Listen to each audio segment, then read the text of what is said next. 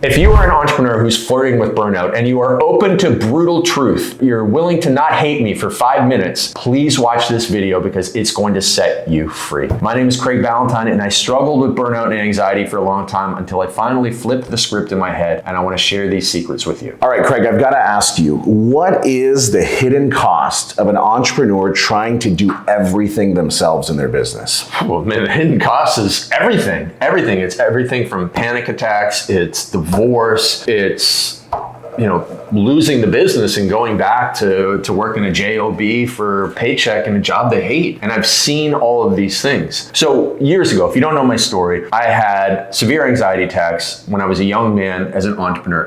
But here's the thing, it's like everything was going brilliantly in my life. I had six-pack abs. I was in the best shape of my life. I was making the most money in my life. And yet still, I had a lot of vices, like, binge drinking, partying with people, and was hypocritical to my lifestyle as a fitness coach.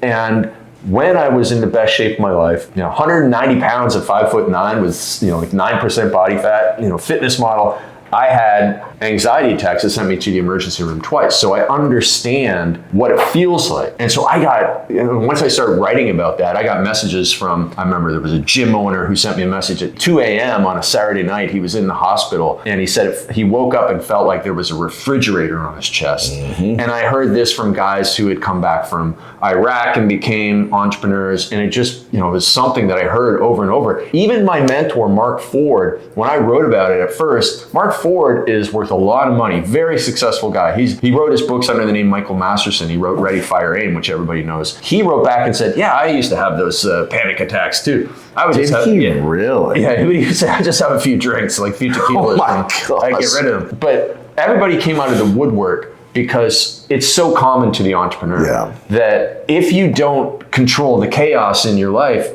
you are at risk of going to the hospital. Yeah. But it's not necessary. It is not necessary to grind yourself into the ground. It is not necessary to hustle yourself into the hospital. You can avoid those things and become insanely wealthy. Like, our client Ed, who was at the Miami Mastermind, he's already sold a $100 million business. He's built another one, and he still has time to go and be a roadie for his daughter. His daughter is 20 years old and does concerts. That's awesome. And he has time to work out, and he has time to take his family on vacations. And yes, he works hard, but he is in no way burnt out. And he's 65 years old, and he's already independently wealthy, but he's still building another business because of what that business does for people. And it is a business that gets people out of credit card debt. And so he is driven not by the idea that, he's probably gonna go public and this will be $1 billion business. He's driven by seeing the average American in so much credit card debt. And them not knowing how to get out of it, that he is working harder than 25-year-old people at the age of 65 when he has no reason to do it because he is driven by something. And he's not gonna have anxiety attacks. He is not gonna go to the hospital. He's only gonna grow this business because he's driven by that. And we can all tap into that. So what do you think, Craig, is actually behind burnout? Or when an entrepreneur says that they're flirting with burnout, is it working too many hours, or is it something deeper beyond that? Or is it something simpler? A lot of it is this perspective. When people start a business, they go into business, yes, to help people, but also they are looking to get something for themselves. They are looking to get rich. They are looking to get recognition. They are looking to get, and it's an internally driven activity. Yeah. When you flip it, when you go from an entrepreneur who's going to try and get rich, and as I spoke about at one of the most recent masterminds, this presentation went over really well with people, and I said you go from entrepreneur to agent of change. When you are an agent of change and you're going out there to help other people and everything is externally focused, that is when burnout lifts from you and you are in service to other people.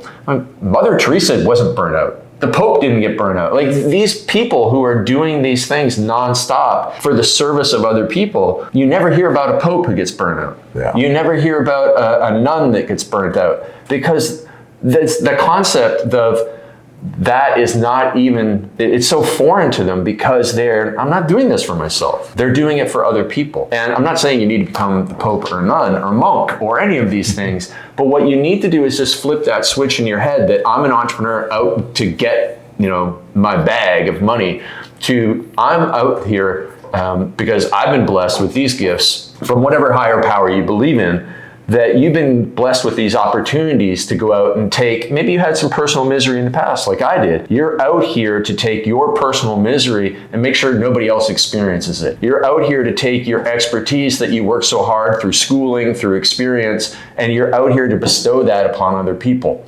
And there's a lot of great people who are examples of this, like Bedros, who once was, internally focused and had anxiety attacks and made a bunch of burnout mistakes that led him to a place where he was in a tough spot. And then he got my discipline systems that he talks about me sharing in his book, Man Up. And today he, on his social media, he said, you have to go from being, as an entrepreneur, you have to go and get out of your own head and be in the business of serving others. And it totally shifts things. And Dan Martell is another good one, because Dan's a few levels above me in terms of the social media following. And I saw him post something the other day. It was asking him about content, and he goes, I don't like posting content. And you would look at Dan Martell and say, well, Dan Martell must love posting content. He posts a lot of content. He doesn't want to, but he said, I was in a dark place from age 11 to 17, and I'm creating content for that young version of me who wished there was somebody out there that got him through it, instead of him making the decisions about drugs and guns and all this stuff that he got into. So that's the shift. And again, Dan Martell is independently wealthy. Bedros is. And so none of these guys have to work. And so they don't work. Instead, they act in service to other people. And so for all these people who are, I worked 8 hours a day, 5 days a week, and I'm burnt out, that's not even working, man. That's nothing. But because it is 40 hours of work, and work sucks, but 40 hours of service should energize you. And every day I wake up and I just am energized because I found my purpose. I found my calling. I love to help people, and I love to get them out of what seems like complex situations to somebody, but they're really simple solutions to get out of. And so I'm, solving puzzles for people all day long. And that's what you need to do. So if you go and redesign your life around that, and your mindset around that, and your perspective on what you're doing, I don't think that you're going to come into a point of burnout, because it's just because you have the wrong framework of which you're in the wrong lens that you're viewing what you're doing. So it's not even like burnout isn't necessarily like a lack of systems or a lack of boundaries. It's that they don't have their mindset correctly. Is that well? It's certainly a lack of boundaries and a lack of systems will put you in a tough spot with other aspects of your life. Sure. Right. So if you were a single person who had no dependents, boundaries are less important, because somebody's not depending on you emotionally, financially, physically. But if you are married with kids, or in some relationship in any way, and there's dependence upon you, then you have to have boundaries, because you have to go and help those other people too. And if you don't, then there's going to be a lot of tension brought into your life, and then your mind is going to be distracted, and then you're going to be frustrated. And people feel burnout when they're frustrated. Back to the original thing about being internally focused on rewards and recognition. When people start a business and they don't get that immediately, they feel frustrated, and frustration and financial struggles lead to burnout. But if you reorient your mind right, and you don't worry about recognition, and you don't worry about immediately becoming rich, then that burnout is not going to be a problem. Likewise, if you have those boundaries and structure so that you're very productive in the business and you get a lot done, and you're not taking that baggage home to your family, there's not going to be that frustration that then robs you of joy and happiness and leads you to being angry all the time. And that's the type of thing that's going to lead to the burnout, physically and mentally. So it's making sure that you do have both aspects of that structured, which is why we focus so much on structure in your days, so that you can get the most out of it and serve people most effectively. I think one of the other elements, because a lot of people watching this know you as a systems guy, a structure guy, most disciplined man in the world, right? Like Mr. Productivity. But one of the things that I think I've been very fortunate to have a front row seat in is your mindset. And your mindset is bulletproof. Like, obviously you're a human being. Stuff, Sure. stuff gets us all down, right? But I think one of the areas that I have seen and taken a huge example of that we've passed on to our coaching clients is that you don't have perfectionistic tendencies and you don't have any control issues. Like, you trust the people around you, and you would rather take messy action versus try to make something absolutely perfect. Can you talk about that and how that's played and maybe how that's evolved for you over time? Yeah, well, I think that I'm an impatient person, so I do want things done and checked out pretty quickly. And also, I think that a lot of the way that I operate is I operate in how my mentors would expect me to operate. So if I had an opportunity, my mentors would expect me to go and take action, and my mentors would expect me to trust the people. And so that's like an evolution that anybody will get once they get a mentor and a coach who they don't want to disappoint, and they're given the blueprint and they have the accountability to that person. You'll find yourself taking the action that gets you out of, whatever you describe as burnout. And so for me, with the control stuff, is I accept that people are better than me at a lot of things. So why would I want to do something that I've hired you to do? Why would I try and set up some AI tool that you're exponentially better at me doing? I can see the thing that needs to be done, but I'm willing to let somebody else do it because that's better for everybody. So I think, what was the exact question that you asked? No, I was just curious about you, like perfectionism and your lack of control issues. Yeah. Like, how has it evolved over time? Oh, I definitely have that blue collar mindset and work ethic where I am tempted to do a lot of things, but I'm